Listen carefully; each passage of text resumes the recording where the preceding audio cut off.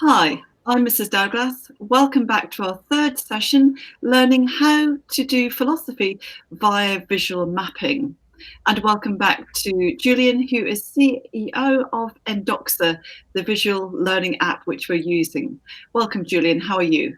I'm very well, thanks. Thanks for having me back. And Julian, can you tell us what we're doing this session?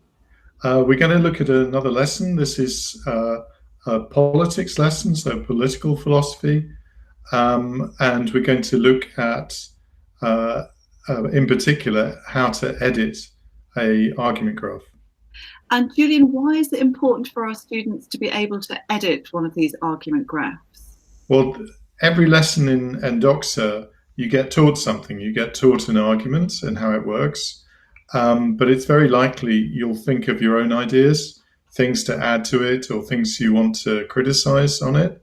And you can do that by taking the argument diagram, so the argument graph, at the end of the lesson, and then editing it. And you can simply add your own bits and pieces of argument to it. So that means the students will have their own creation at the end of the session, where they've actually mapped out their own thinking about the strengths and weaknesses of a topic, which possibly would naturally lead into an essay plan. Exactly. So we think this is a very good way of essay planning. It's effectively a visual essay plan. So it's very easy to grasp. It's a summary of all your thinking.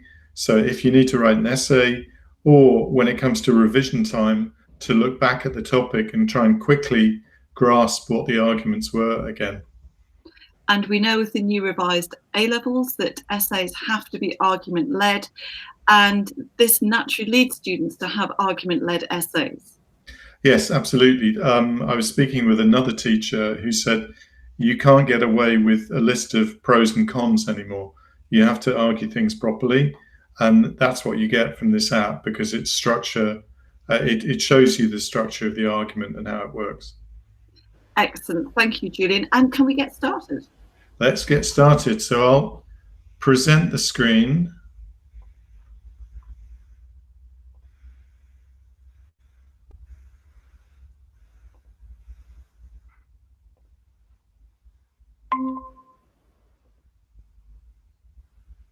Okay, can you see the screen now? Yep, that's clear.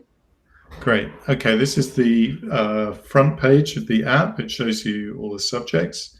As I said, we're looking at political philosophy, so we're going to click on politics, and you can see the structure of the politics A-level here.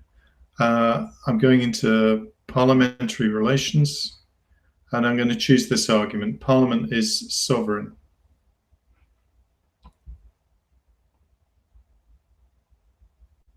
And politics is very apt when we're just post-Brexit, and of course Brexit is all up in the air again as to when it's going to happen.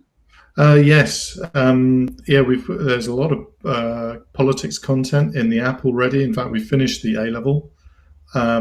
So I think Brexit wasn't in the textbooks when they were written, so we don't have much on that, but there's all sorts of other things in there.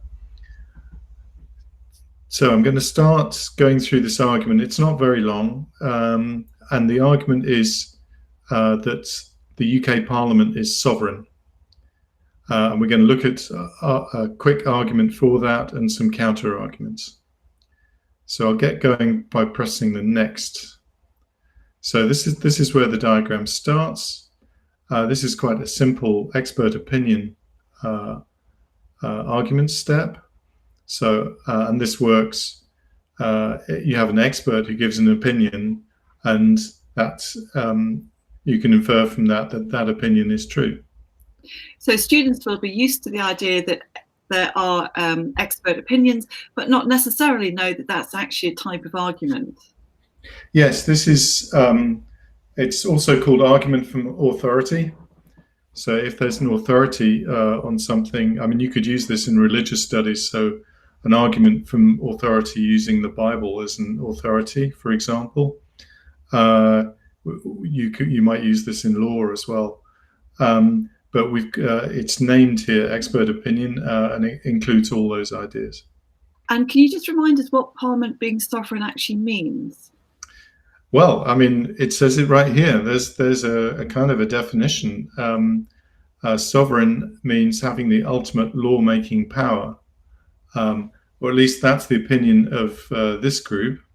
Sovereignty normally means there's no higher body, no higher decision-making or law-giving body.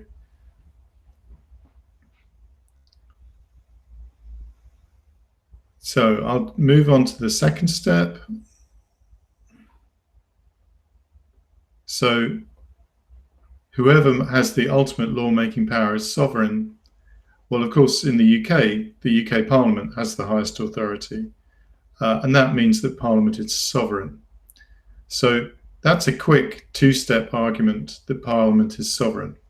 And that's fine. You can put this argument in your essay, but you're probably going to be asked to do more than that. So in this case, we're going to look at some counter-arguments, and we're going to knock them down.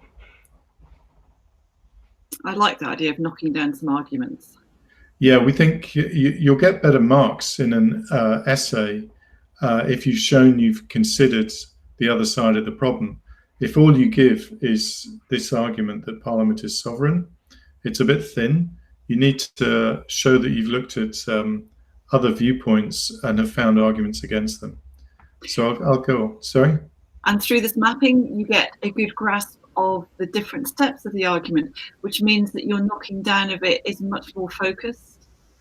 Yeah, well, it's clear what the structure is, because it's simply what you see is what you get. The structure of the argument is the structure of the diagram.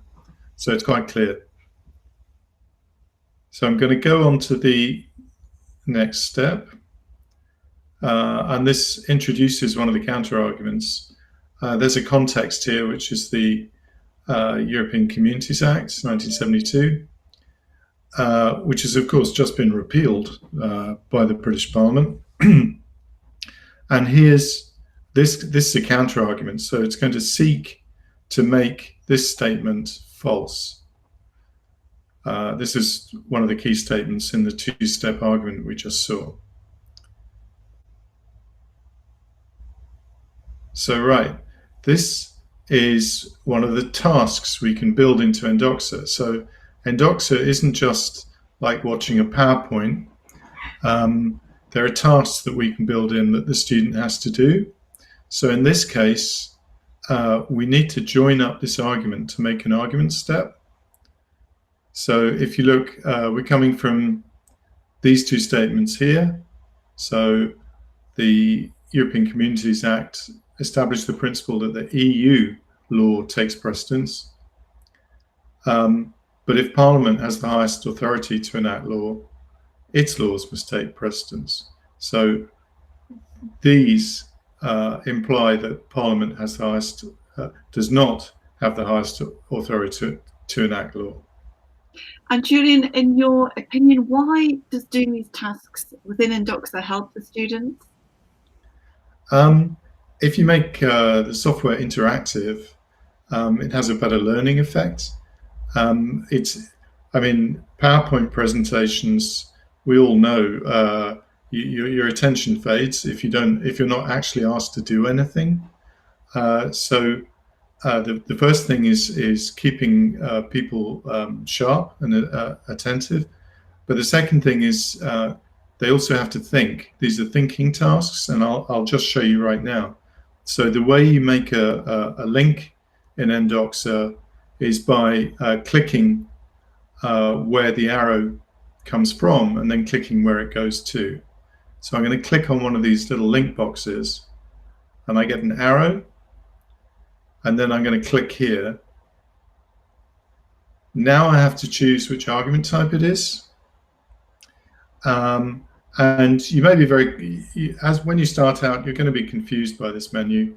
It doesn't really matter. We've got 15 different argument types. You kind of get to know them as you go along.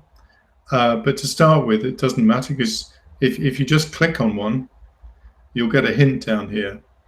That writing's quite small, but it says that's not the correct one. Hint, you need a deductive scheme. So you know it's going to be one of these three. So I think it's actually implication. Yes, it is. And then you have to choose, is it pro or con? So is it trying to make the conclusion true or false? And so this is a counter argument, so it's going to be con. So Julian, as students are learning how to use this app, the app itself will help them along and tell them where they've made a mistake or got it wrong. Yes. If you make a mistake in one of the tasks, you'll get a warning message telling you what you did wrong. And also, actually, if I just go back, there's a video showing you how to do these steps. So the first time you do them, it's a good idea to watch this video.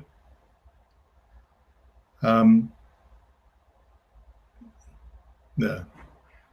So this is this counter argument, which shows that Parliament does not have the highest authority to enact law because it's actually the EU.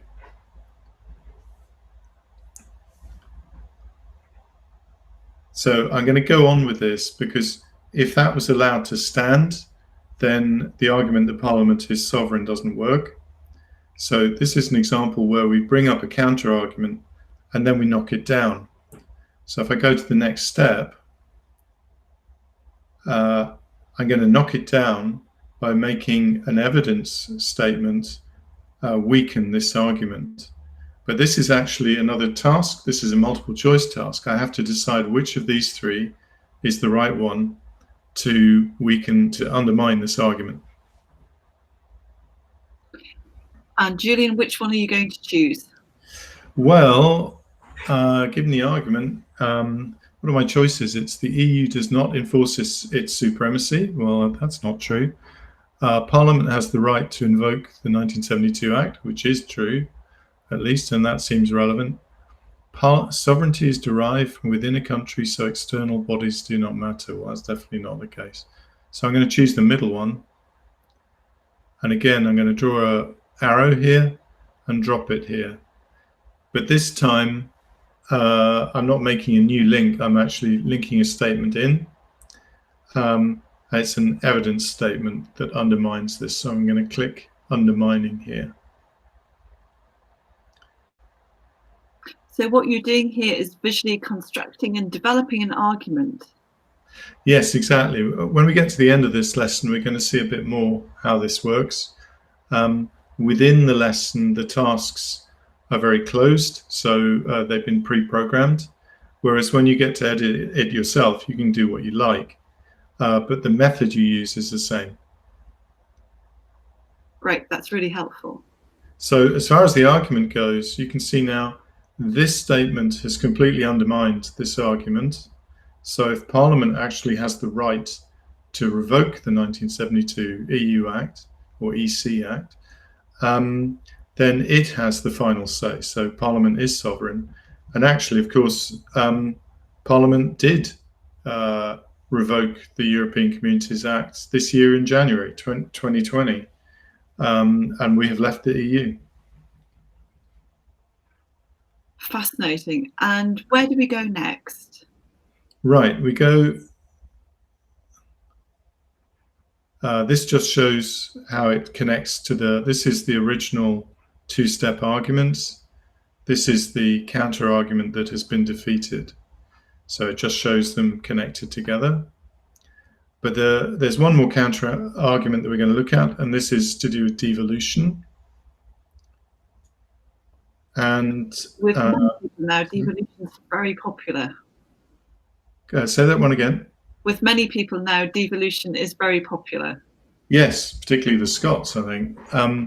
But we have, there's some context here. So this is some text on devolution in Wales and Scotland and Northern Ireland. And also you can click on one of these. There's something on how the devolved parliaments work. So, but the argument itself is that devolution weakens the UK government sovereignty because powers flow from Westminster to the devolved government.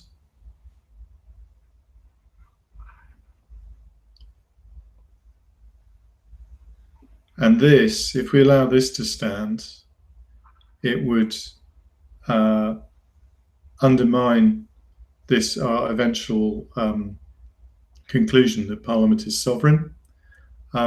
This is grey here because we have a conflict. So originally we've said it's true. That's the inner colour, the blue colour.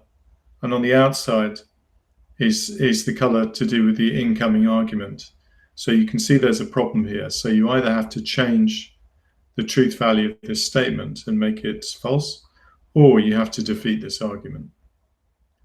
And how might we defeat the argument? Well, I'm going to do the same thing as I did before, actually, and find a statement that undermines this. And actually, it's quite similar to the other case. So again, Parliament can abolish the devolved bodies, like it can rescind the European Communities Act. Parliament could abolish the Scottish Parliament, Welsh Parliament, and Northern Irish Parliament. And that shows that UK Parliament has sovereignty. So this argument has been defeated. It's got no strength anymore, so the purple bar has gone. But this is still remaining in conflict. So what I'm going to do, this is still true, and when it should actually be false. So what I'm going to do is change its truth value to false. You can see here the truth values you can choose. It's a variable scale from certainly true to certainly false, with various options in between. But I'm going to make it false. And when you say truth value, that's when our students have decided whether that statement is true or whether that statement is actually false. Exactly. So they can choose it definitely true, or likely true, or I don't know, or likely false, or definitely false. There's all these options are possible. Great, thank you. So that's now been corrected. So this is false, and that means there's no more argument saying that Parliament is sovereign. And here, if I click next, I get to the last stage of the lesson. And as ever, we see the whole graph, everything that's been shown up to this point. And that's the end of the lesson where Endoxa is teaching you what the argument is. But what we're going to do is go further and edit this graph ourselves. And I think students will find quite exciting this facility to edit their own graphs. Yes, exactly. When you edit your graph, it's yours. It's saved under your name. And if you go back to the menu system and open the graph again, you get a choice of whether you want to open the lesson from the beginning or just go straight to your own graph. So I'm going to click Edit Graph here. The first time you do this, you're going to get an option to view a video of how this is done. If you click yes, then the video will pop up, but I won't do that now because I'm going to show it. And here's the same graph. We're in the edit mode now, and you can see the edit buttons. So we're going to, I'm going to show you how these work now.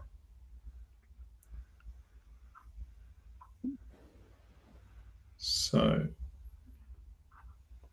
And students can print what they've done by screenshotting?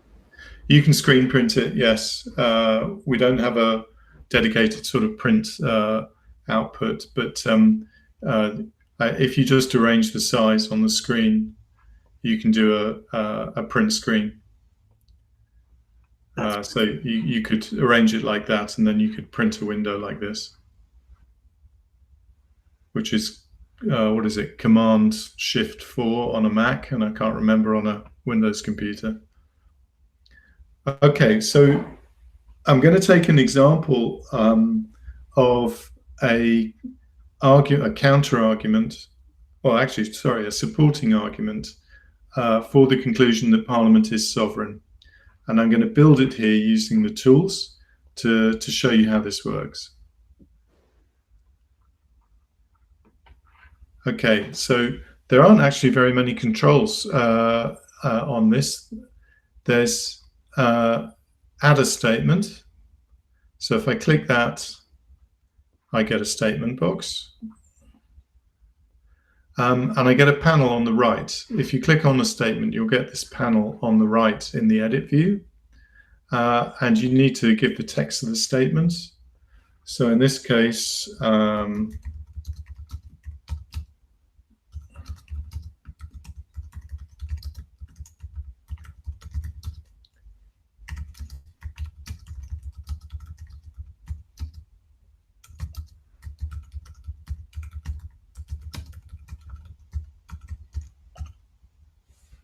right, so we're going to talk about Scottish independence in this argument.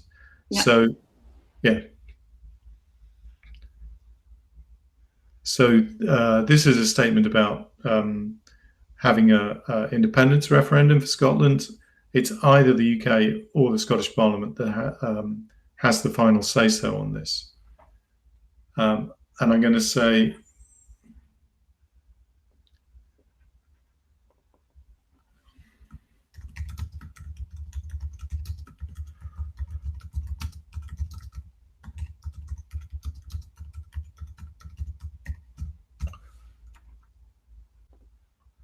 so I put the Scottish Parliament can authorise a referendum, but that isn't true. So I'm going to make it false. So it will be red. So selecting the red makes the statement false. Yeah, so blue is true, red is false.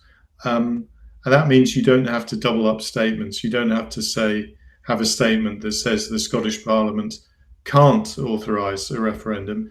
You just take one statement and you make it either true or false. So it simplifies the diagram a lot. And then I need one more statement for this argument, which is so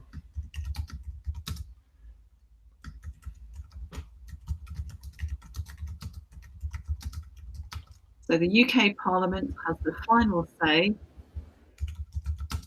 on an independence referendum. Yeah. So these are three statements which are related by an argument step. So these two are the premises, that's the conclusion.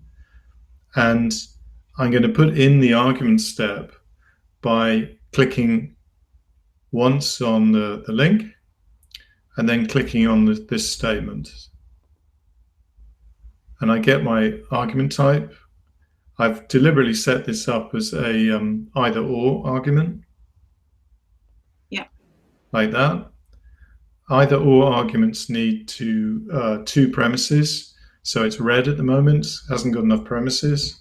So I'm going to connect this one up as well as a premise.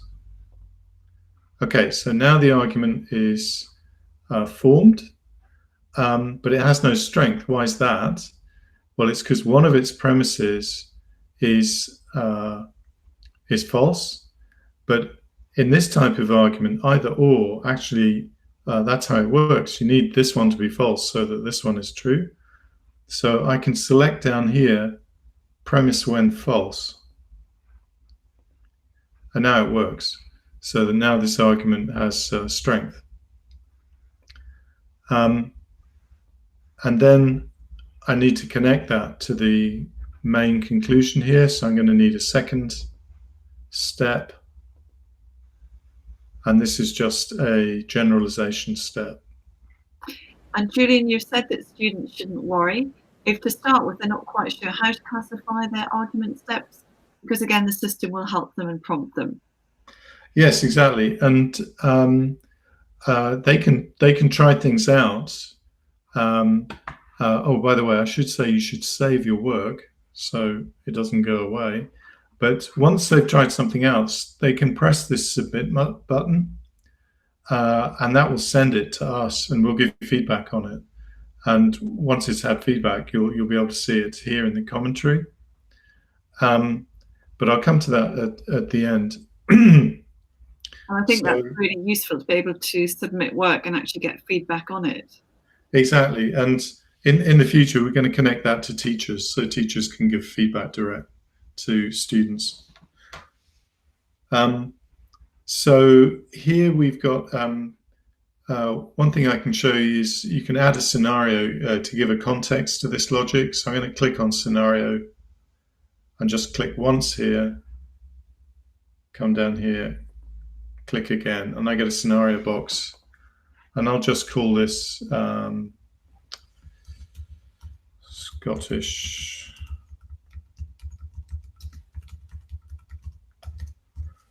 like that.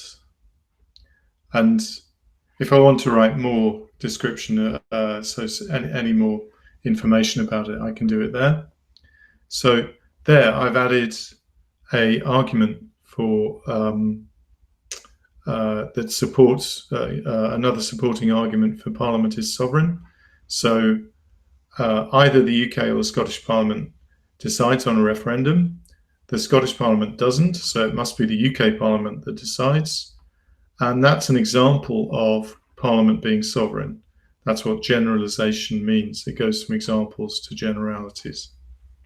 And the scenario box organises the arguments and helps it to not be confused. Yeah, exactly. So if you come out here, it helps give a visual guide as to what different bits of the argument are doing. It gives the context for different parts of the argument. And arguably, come revision time, students could actually print these off and use them as revision maps. Yes, I mean, you can use it straight off the screen, or you can print screen and use it like that. Great. So what I'm going to do is save that, and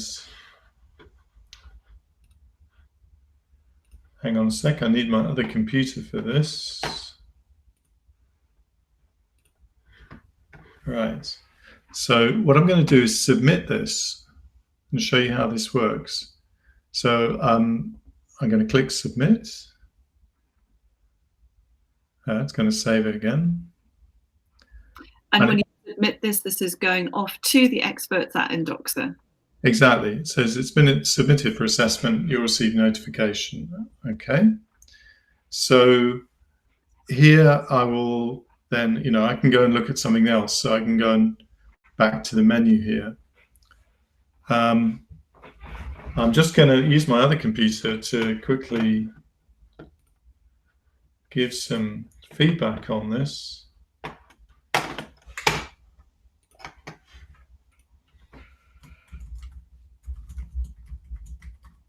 And I like the range of subjects that you can do on this app, on the page there.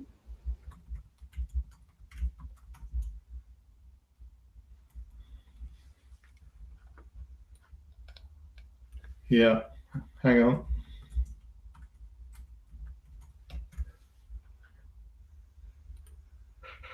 There we go. I've submitted it. Okay, so here now, the next time that I click on something in the app, I'll get a notification here. Yep. So your version of Parliament is sovereign has been reviewed. So that button will take you straight back to the graph. And here you can view commentary. So I'm not sure if you can read that. I can. It says, that's a good argument. Have you thought about public opinion as your next step? Yes, so I mean, you can take that. I mean, I had to write that quickly so the video doesn't go too long, but normally we'll give something a little bit more detailed than that. And we can also correct the graph and tell you what we've done. We can make changes to it, particularly if you haven't chosen the right argument type. We can change that and tell you why. Which is really helpful. Yeah, exactly. So as I said, in the future, this is intended to go back and forth between the teacher and the student once the teachers are trained. And so the students can use this with their teachers and also use it totally independently.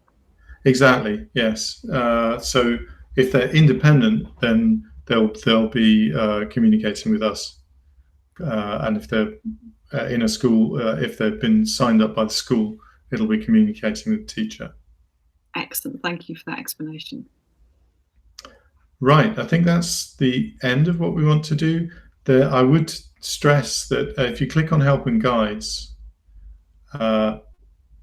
you'll see in the explanation videos, if you go down to these ones here, this will explain all about the editing of the argument graph. So everything you can do in detail here. Excellent, thank you. And Julian, thank you very much for that. What do you suggest our students do next? Well, definitely have a go themselves. So pick an argument that they like. It doesn't have to be the one we just did. And have a go at, well, first of all, go through the lesson, make sure you understand the argument. Then think about what you want to add to it. I mean, it could be as simple as changing a truth value on one of the boxes, and that will allow you to change other things and experiment with it. It is, I mean, it's a flow sheet building program, so, but it's not a very complicated one. There's only 3 or 4 things you can actually do with it, and watch the help videos to see how it works. Excellent. Julian, thank you very much for your very clear explanation, and we look forward to your next and final video with us. Yep, great. I'll see you next time.